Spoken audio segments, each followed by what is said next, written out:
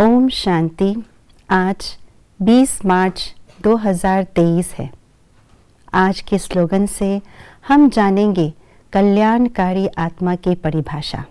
कौन है कल्याणकारी आत्मा, कैसी उनकी विशेषता होनी चाहिए, जानते हैं आज के स्लोगन के द्वारा।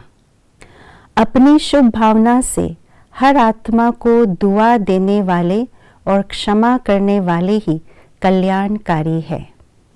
हम सब विश्व कल्याणकारी परमात्मा पिता की संतान मास्टर विश्व कल्याणकारी हैं। इसलिए हमारा हर बोल, हर कर्म कल्याणकारी होनी ही चाहिए। परंतु ये बात हमें स्पष्ट हो, ये बात हमें जानना चाहिए कि हर कल्याणकारी कर्म का आधार हमारा कल्याणकारी मन है। मन से ही कल्याण करने की शुरुआत होती है और कल्याणकारी मन अर्थात जिस मन में शुभ भावना, शुभ कामना, क्षमा की भावना, रहम की भावना, श्रेष्ठ वृत्ति और श्रेष्ठ संकल्प सदा मन में बसा रहे, इस प्रकार की श्रेष्ठ भावनाएं मन में उत्पन्न हो, उसी मन को कहा जाता है कल्याणकारी मन। और उसी कल्याणकारी मन के द्वारा ही हम कल्याण के कर्तव्य कर सकते हैं। और इसीलिए इन सब भावनाओं का हमारे मन में होना अति आवश्यक है।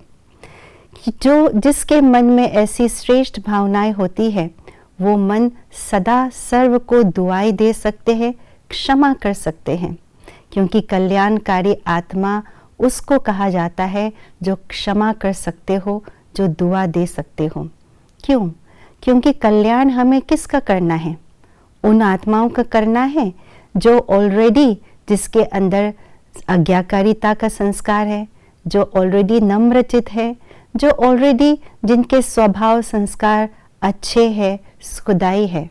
नहीं, हमें कल्याण उन आत्माओं का करना है जिसके कड़े संस्कार हो, जो ग्लानि करते हो, जिसके पत्थर बुद्धि हो, जिसकी दृष्टि वृत्ति ठीक नहीं हो, जो सदा ही अपने आप से दुखी हो और दूसरों को दुखी करते हो।